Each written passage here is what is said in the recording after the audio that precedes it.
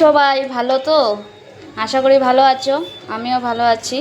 তোমাদের সাথে একটা রেসিপি শেয়ার করছি, যেটা আমিও কোনোদিন খাইনি, আজকে প্রথম বানাবো। ভাবছি তোমাদের সাথে একটু শেয়ার করি। তো রেসিপিটা দেখো। দিয়ে দিলাম তেল।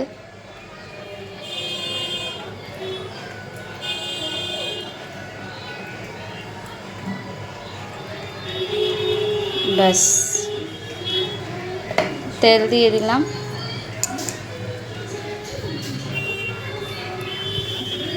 এখানে দেখো আমি শুকনো মরিচ রেখেছি, জিরা রেখেছি, দারচিনি রেখেছি আর তেজপাতা রেখেছি ফোড়নের জন্য।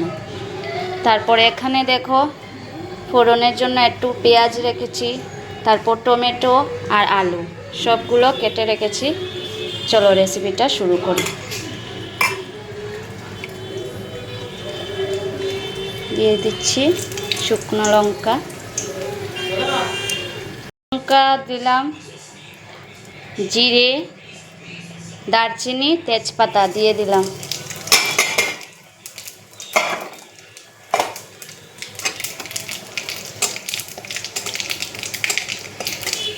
এবার পেঁয়াজ কুচনোটা দিয়ে দিলাম।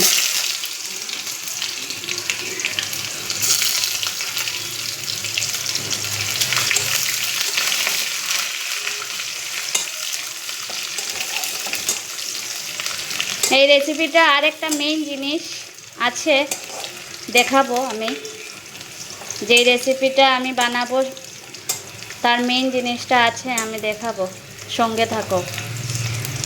পেঁয়াজটা ভাজা ভাজা হয়ে গেছে, এখন আলুগুলো দিয়ে দিচ্ছি। আচ্ছা, আলুগুলো দিয়ে দেখো একটু হলুদ দিয়েছি আর একটু নুন দিয়েছি। আলুগুলোটা একটু ভাজা ভাজা করে নিই। এখানে দেখো আমি একটু আদা নিয়েছি, একটু রসুন নিয়েছি, একটু পেঁয়াজ নিয়েছি আর একটু কাঁচা লঙ্কা নিয়েছি। সব কিছু পেস্ট করে নেব, সঙ্গে থাকবো। তো দেখো আলুগুলো আমার লাল লাল হয়ে এসেছে। আমি যে পেস্টটা করেছি, এই যে সেই পেস্টটা দিয়ে দিচ্ছি।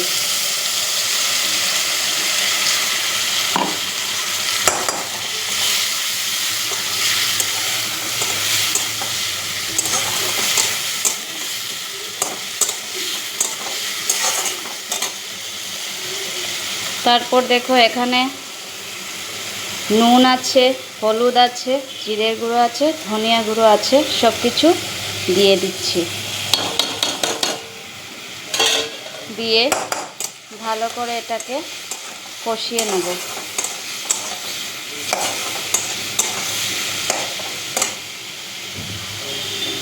একটু জল দিয়ে,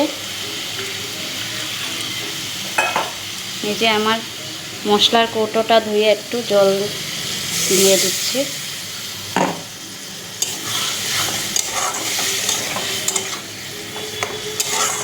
ভালো করে কষিয়ে নেব। ও, টমেটোগুলো দিয়ে দিচ্ছি। ভালো করে কষিয়ে নিতে হবে। দেখো আমার আলু কষানো হয়ে গেছে ভালো করে।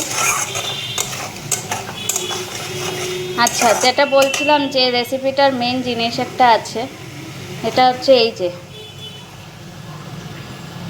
মাছের ডিমের বড়া। মাছের ডিমের বড়া আমি এমনি শুধু বড়া খেয়েছি, কিন্তু সেটা দিয়ে তরকারি আমি কোনোদিন খাইনি। এই আজকে প্রথম বানাচ্ছি, তার জন্য তোমাদের সাথে রেসিপিটা আমি শেয়ার করছি। আর মাছের ডিমের বড়া আমি আগেই করে নিয়েছি, কারণ সব কিছু দেখাতে গেলে আমার ভিডিওটা বড় হয়ে যাবে, তার জন্য। এটা হচ্ছে মাছের ডিমের বড়া, ঠিক আছে? তো এই দেখো ভালো করে আমি কষিয়ে নিয়েছি। আচ্ছা, আমি এটার মধ্যে মরিচের গুঁড়া দেইনি। তোমরা যারা যারা পছন্দ করো মরিচের গুঁড়া দিতে পারো। আমি শুধু কাঁচা মরিচ দিয়ে করেছি, ঠিক আছে? দিয়ে দেবো এখন জল। বেশি দেব না, অল্প দেব। চাল উঠে গেছে। তো এই দেখো আমার তরকারিটা হয়ে এসেছে। এখন আমি দিয়ে দিচ্ছি ডিম। মাছের ডিমগুলো দিয়ে দিলাম।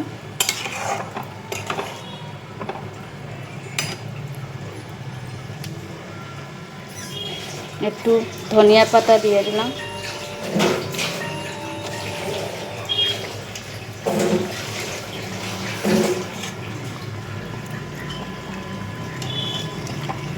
কেমন হয়েছে বলবে।